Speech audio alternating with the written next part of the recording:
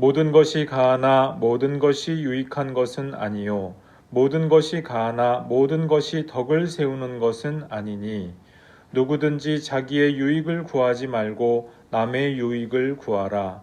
무릇 시장에서 파는 것은 양심을 위하여 묻지 말고 먹으라. 이는 땅과 거기 충만한 것이 주의 것임이라. 불신자 중 누가 너희를 청할 때에 너희가 가고자 하거든 너희 앞에 차려놓은 것은 무엇이든지 양심을 위하여 묻지 말고 먹으라. 누가 너희에게 이것이 재물이라 말하거든 알게 한 자와 그 양심을 위하여 먹지 말라. 내가 말한 양심은 너희의 것이 아니요 남의 것이니 어찌하여 내 자유가 남의 양심으로 말미암아 판단을 받으리요. 만일 내가 감사함으로 참여하면 어찌하여 내가 감사하는 것에 대하여 비방을 받으리요. 그런즉 너희가 먹든지 마시든지 무엇을 하든지 다 하나님의 영광을 위하여 하라. 유대인에게나 헬라인에게나 하나님의 교회에나 거치는 자가 되지 말고 나와 같이 모든 일에 모든 사람을 기쁘게 하여 자신의 유익을 구하지 아니하고 많은 사람의 유익을 구하여 그들로 구원을 받게 하라. 내가 그리스도를 본받는 자가 된 것 같이 너희는 나를 본받는 자가 되라. 아멘. 오직 하나님께 영광 솔리데오 글로리아라고 하는 제목으로 오늘 본문 말씀 함께 상고하시겠습니다. 오늘 우리 나누었던 이 본문 말씀은 우선 본문 말씀의 큰 배경은 무엇입니까?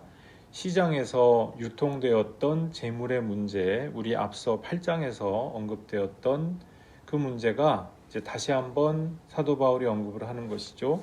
그래서 과연 이 시장에서 재물로 쓰였던 그 고기를 먹어도 되느냐?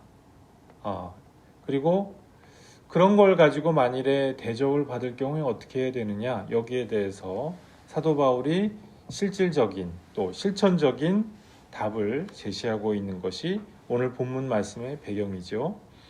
세계 종교사를 보면은요, 예배의 자리에서 또는 혹은 제사, 제의의 자리에서 여러 가지 일들이 일어났던 것을 볼 수가 있습니다. 우리 구약 성경의 이 고대 근동 가나안 세계에서는 이 풍산제의라고 해서 여기서 이제 여러 가지 그 땅이 그 많은 소산을 나올 수 있도록 하기 위하여서 거기서 이제 그 가나안 사람들이 난교 의식을 행했다고 하는 것입니다.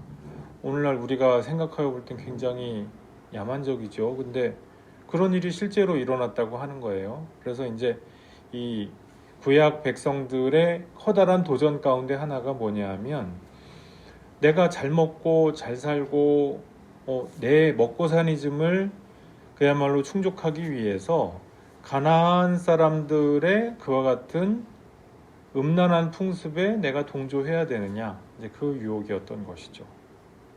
예수님께서 당하셨던 그 세 가지 시험, 그 가운데에서 먹음직도 하고 보암직도 하고, 내가 빵이 여기에 보여 있는 돌이 떡이 되게 하면은 하나님의 아들이 될 것 같은 그런 유혹이 있는데요. 그런 유혹을 겪으셨지 않았습니까?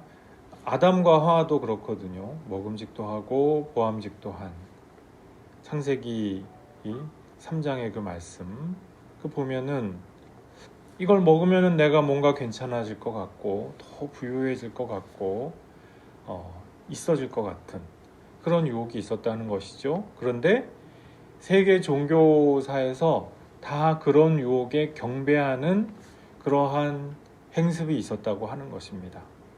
고대 인도에도 그렇고, 이 그리스 로마의 경우에는 어떠냐? 그리스 로마도 비슷합니다. 그리스 로마에도 이 성창이라고 해서 성전에서 그 직업적으로 오늘날로 이야기하면은 그것이 창녀들이죠. 근데 그것과 비슷한 그와 같은 그 여사제인데 동시에 매춘까지도 행한 어떤 그런 배경이 있었다고 하는 것입니다. 그리고 제사 때만은 황제에서부터 가장 천하게 여김을 받았던 하층민에 이르기까지 그야말로 이렇게 서로 부둥켜 안고 그 난교가 일어나는 이러한 일이 그리스 로마 시대의 종교적인 제2 문화였다고 하는 것입니다. 이제 그런 데서 바쳐진 고기인데, 이제 그 고기가 제사에 바쳐진다고 해서 최상급으로 좋은 고기 쓰지 않았습니까? 그러니까 제사장들이 먹고 남은 고기 그냥 버리기 아깝잖아요. 그러니까 이것이 이제 시장에서 유통이 되었다고 하는 것이죠.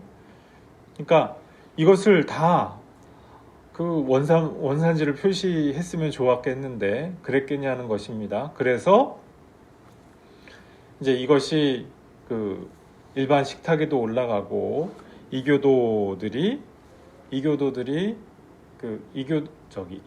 식탁에도 올라가서 이제 불신자들이 믿는 자인 그리스도인을 초청했을 때 그걸 먹게 되는 이제 그와 같은 일들이 발생을 했다고 하는 것이죠.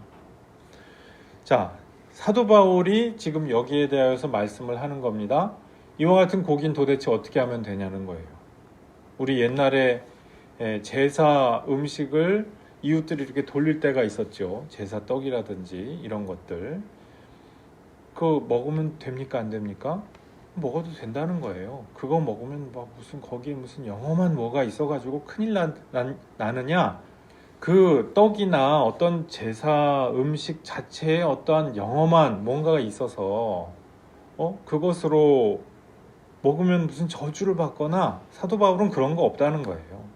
하나님께 감사의 기도를 올려드리고 하나님께 찬양 올려드린 그 음식은 그 자체로서 이미 거룩하게 구별된 하나님을 위하여서 선한 음식이다. 그러니까 먹어도 된다는 것입니다.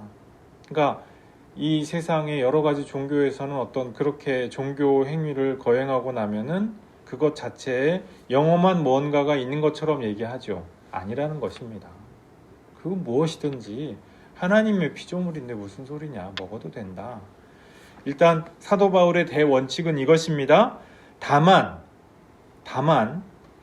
초청을 누군가 했어요. 이 예수님을 믿지 않는 불신자 가정에서 혹은 불신자 개인이 어떤 이유에서인가 고린도 교회의 교우를 초청을 했습니다.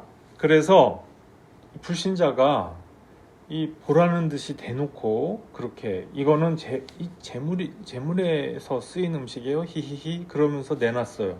이 의도가 뭐겠습니까? 어쩌면은 그 초청을 해놓고 이 예수 믿는 고린도의 교우를 놀리려고 하는 생각도 있을 수가 있었겠죠. 또 한 가지는 봐라, 네가 안 먹고 백이나 보자, 이런 생각을 가지고 그랬는지도 모르죠. 또 하나는 뭡니까?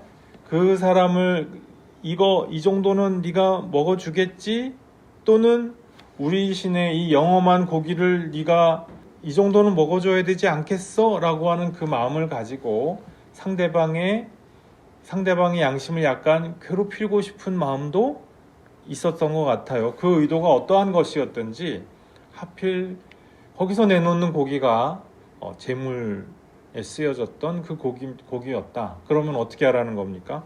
그때는 먹지 말라는 것입니다. 왜 그렇습니까? 그리스도인 개인의 양심 때문에 먹으면 안 된다, 그 소리가 아니죠. 그 말씀이 아니죠. 그러한 것은 양심을 위하여서, 내 자신의 양심을 위하여서는 얼마든지 먹어도 상관없다는 것입니다. 내가 감사하고 먹으면 된다는 것이죠. 동일하게 내가 손님집에 초대를 받아서 그 고기를 먹을 때에도 내가 사실은 감사 기도를 드리고 그랬다면 이것은 그 자체로 하나님께 거룩하게 구별된 음식이기 때문에 얼마든지 먹어도 되는데, 그런데 이유가 뭐라는 것입니까? 그 이유가 초청자의 양심을 위하여서 먹지 말라는 거예요.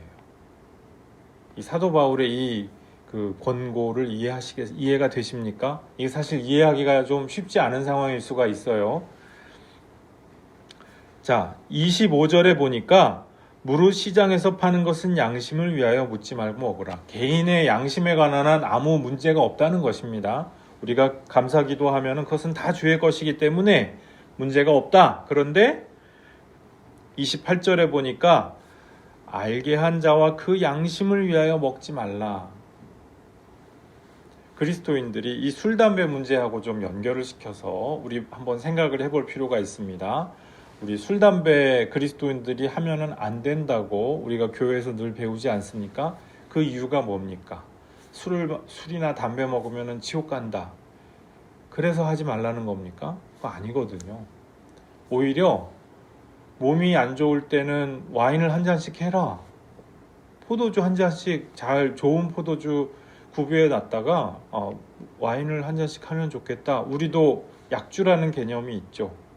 막 그냥 퍼마시는 거 말고 한두 잔 이렇게 좋은 그 음식하고 좋은 안주하고 조금씩 드시는, 약을 삼아서 그야말로 뭐 인삼주라든지 뭐 여러 가지 좋은 재료로 빚은 그런 그 귀한 술 있지 않습니까?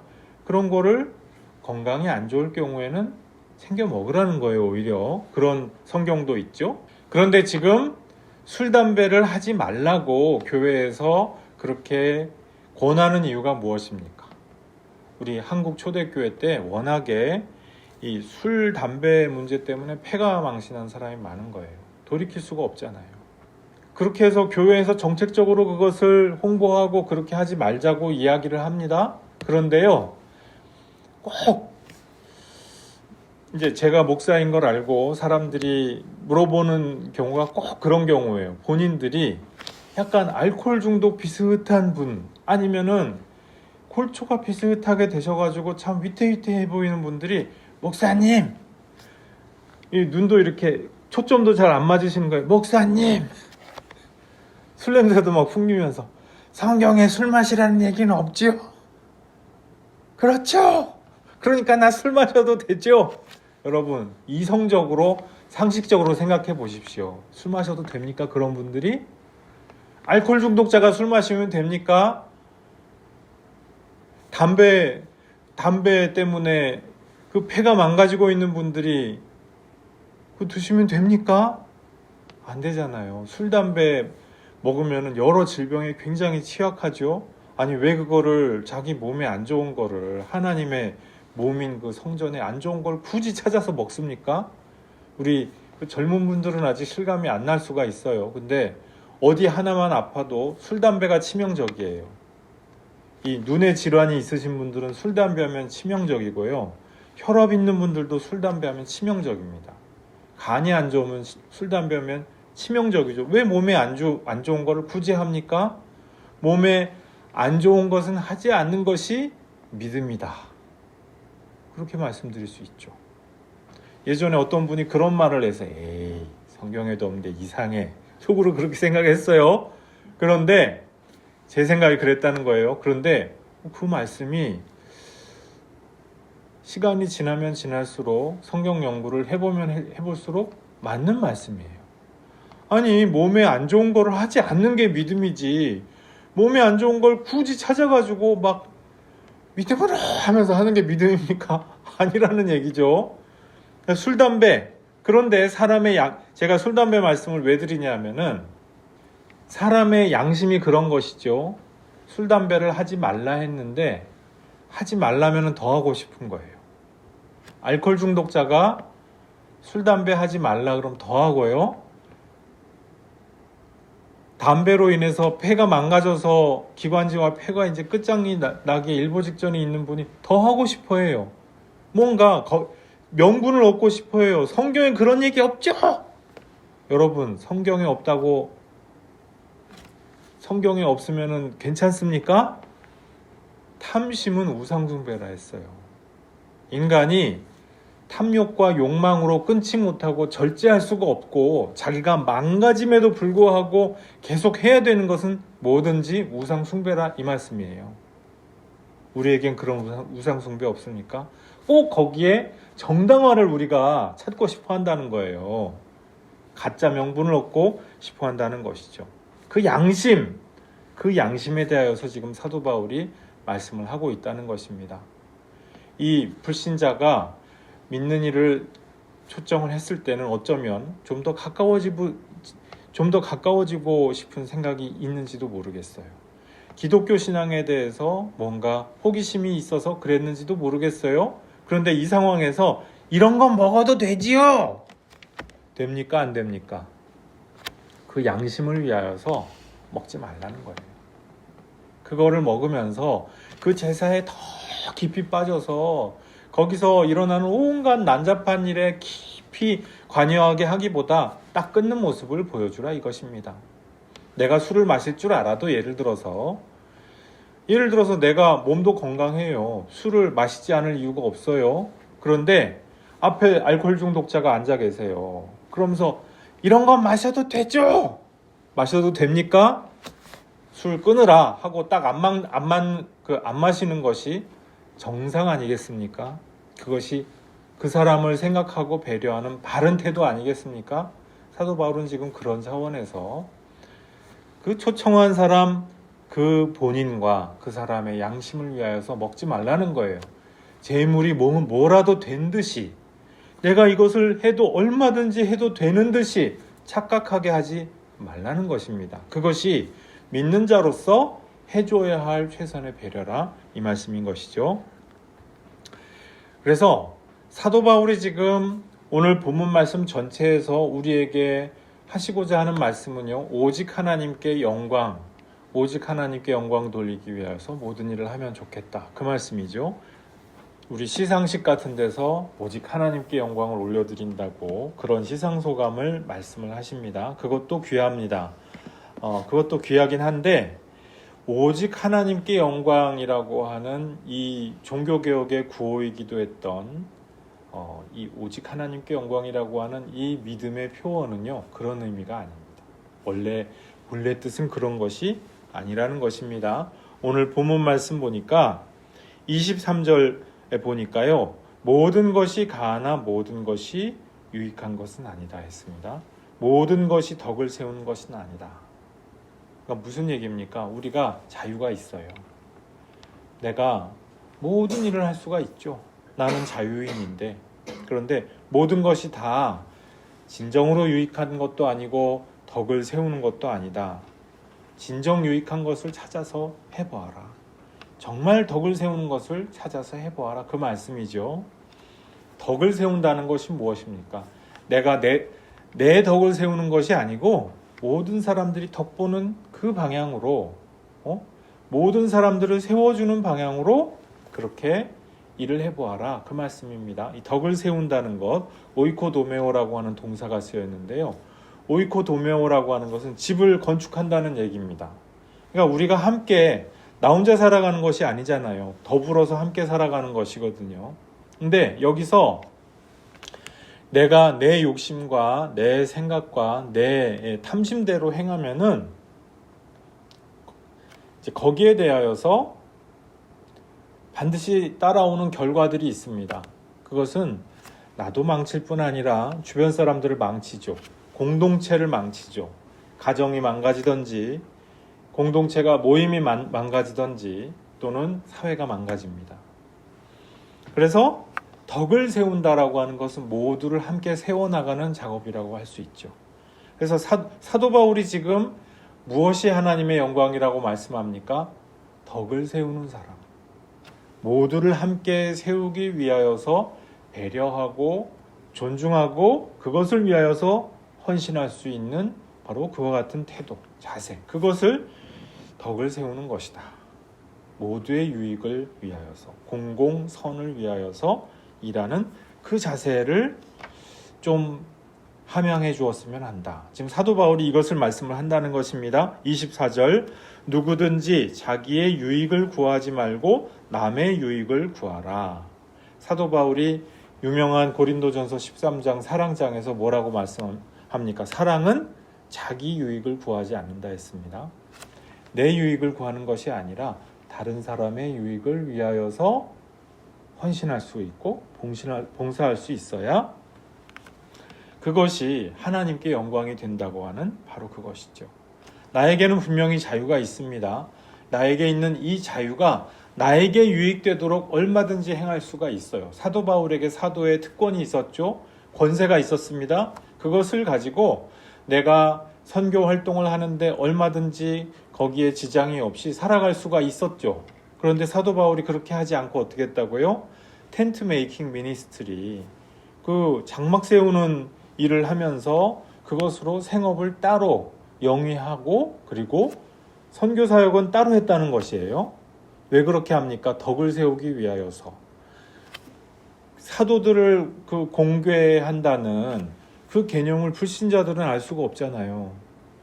그 아무것도 알 수가 없는 그 개척 선교지에 가가지고 나를 공개해 주십사 이렇게 그 하는 게 이게 덕이 되겠냐 이것입니다. 그래서 모두를 세워주기 위하여서 내가 그 자리에서 사람들에게 공개받기보다 사람들에게 대접받기보다 비록 그것이 나의 당연한 권리이고 자유일지라도 그것을 내려놓을 수가 있는 것이 그것이 진정한 자유라 이것이죠.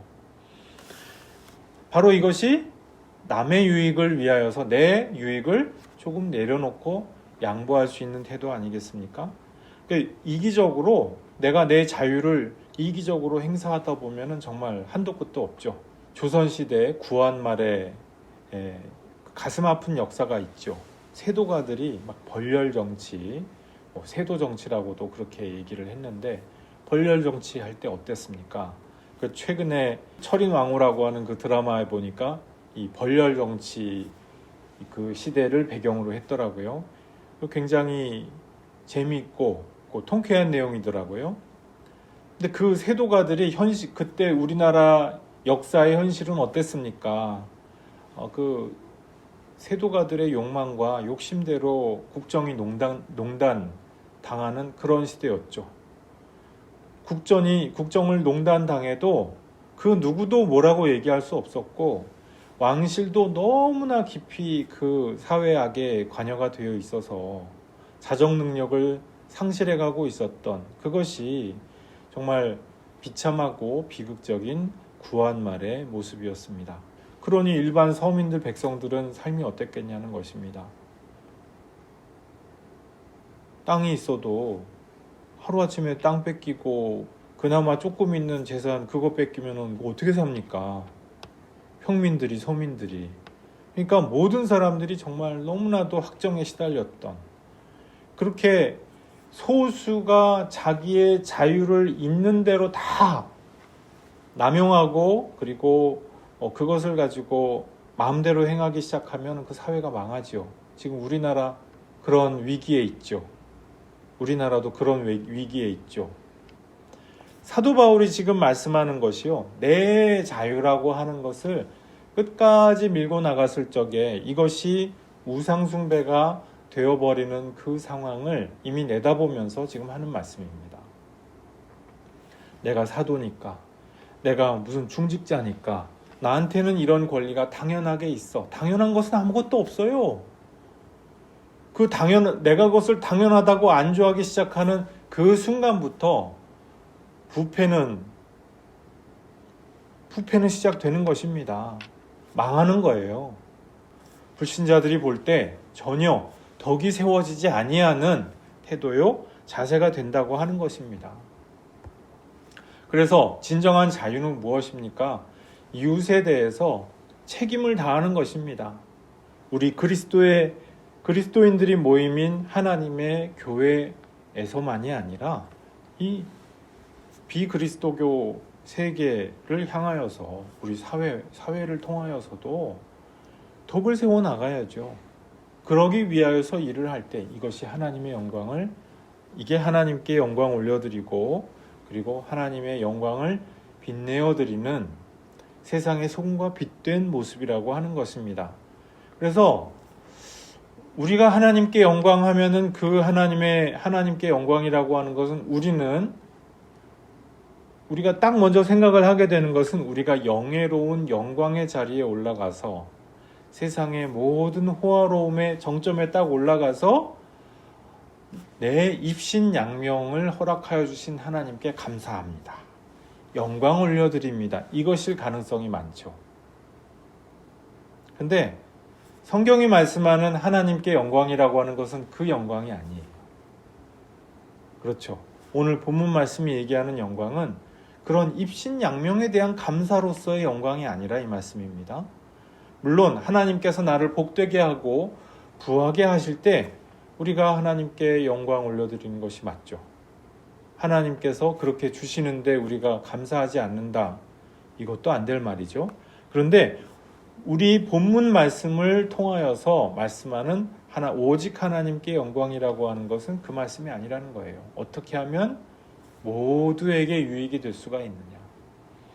나의 삶이, 나의 행동이, 나의 봉사와 헌신이 어떻게 하면 공공선에 이바지할 수 있을까?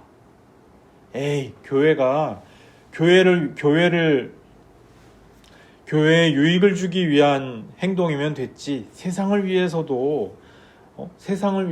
뭐하러 그렇게 합니까? 불신세계인데 거기는 저주받아 마땅한 곳인데 성경에 그렇게 되어 있나요? 아니라는 것입니다.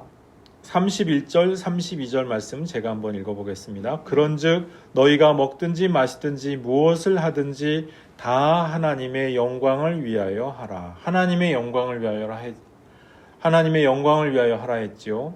그 다음 유대인에게나 헬라인에게나 하나님의 교회에나 거치는 자가 되지 말라 했습니다. 하나님의 영광을 위하여서 하는데 하나님의 영광을 위하여서 한다라고 하는 그 미명하에 하나님의 교회에 거치는 자가 되지 말라. 더 나아가서 유대인에게나 헬라인에게나, 이것은 사도 바울에게 있어서 당시에 예수를 믿지 않는 비그리스도교 세계 전체를 일컫는 말이었어요. 불신 세계에 대해서도 교회가 함부로 행동한다고 그 욕먹거나 모독당할 짓을 하지 말라는 것입니다. 왜 기독교 신앙을 빌미로 해가지고 굳이 그렇게 그 거치는 기독교 신앙만으로 그거 자체만으로도 이미 거치는 돌인데 어떻게 말도 안 되는 행동을 하면서 이걸 신앙의 이름으로 그렇게 할 수가 있냐는 것입니다. 아니라는 것이죠. 우리가 먹든지 마시든지 무엇을 하든지 하나님의 영광을 위하여서 하는데 그 하나님 영광에 어떤 것이 하나님의 영광을 위하여서 하는 것입니까? 남의 유익을 위하여서 살아갈 때, 그리고 덕을 세워 나갈 때, 그리고 그 덕을 세우는 목적이 무엇입니까? 33절입니다. 나와 같이 모든 일에 모든 사람을 기쁘게 하여 자신의 유익을 구하지 아니하고 많은 사람의 유익을 구하여 그들로 구원을 받게 하라. 다른 사람들의 유익을 구하는 목적이 무엇입니까? 그 사람들의 궁극적인 구원을 위하여서. 그렇게 하기 위하여서 내가 젠틀하고 상냥하고 친절한 사람이 되기도 하고 그 사람들에게 좋은 인상을 주기도 하고 또 어렵고 힘들 때 도움이 되기도 하고 그렇게 하여서 하나님의 복음에 대하여서 온전히 열려진 마음이 될 수 있도록 그렇게 연결되게 하는 것이죠. 근데 이것은 우리 교회에 끌고 나와라 그것하고는 또 다르죠. 우리가 전도에 많이 힘을 내야 됩니다. 전도하면 우리가 부정적인 그 이미지가 있을 수가 있잖아요. 그런데 성경의 말씀을 보면은 구원을 받도록 하는 것, 그것이 전도입니다. 이 구원은 여러 가지 의미가 있죠. 그리고 하나님의 복음을 궁극적으로 받아들일 수 있도록 그 영혼을 이끌어주는 것, 그것이 우리의 전도 사역이죠. 그래서 이 모든 것들을 위하여서 하는 것이 곧 하나님께 영광 올려드리는 것이다. 11장 1절 말씀에 사도 바울이 이렇게 말씀을 합니다. 내가 그리스도를 본받는 자가 된 것 같이 너희는 나를 본받는 자가 되라. 지금 사도 바울이 나를 본받으라 했다고 해서 이것이 무슨 성인 숭배하라는 그 뜻이 아니죠. 사도 바울은 지금 고린도 교회 사람들 눈앞에 있는 살아있는 본보기 아니겠습니까? 그래서 그 모범을 보면서 어떻게 예수님을 본받는지 따라해보라 그 소리죠. 오늘날 우리도 서로가 서로에게 본보기가 될 수가 있습니다. 그것은 목회자가 될 수도 있고 먼저 믿은 신앙의 선배가 될 수도 있습니다. 하나님의 말씀을 붙들고 믿음의 실천을 하는 사람들을 보면서 그 올바른 실천의 모습을 보고 예수님의 모습을 거기에 느끼면서 그것을 본받아 보아라, 그 말씀인 것이죠. 이렇게 본받을 수 있게까지 우리가 남들을 배려하고 그들의 유익을 구하고 함께 세워져 갈 수 있도록 그 삶의 자세와 태도를 구하는 것, 그것이 바로 하나님께서 기뻐하시는 우리 그리스도인의 삶의 방향이요 태도가 되는 줄로 믿습니다. 이 하나님께 영광 올려드리는 모든 성도의 자세, 우리가 날마다 훈련하여 갖고 그래서 하나님 기쁘시게 하는 주님의 백성들 모두 되시기를 축원드립니다. 기도하시겠습니다. 아버지 하나님 감사합니다. 우리를 주님의 백성 삼아 주시고 하나님 영광을 위하여서 살아갈 수 있는 삶의 방향과 목적 주심 감사합니다. 아버지 하나님, 우리에게 모든 자유를 주셨고 모든 것이 가합니다.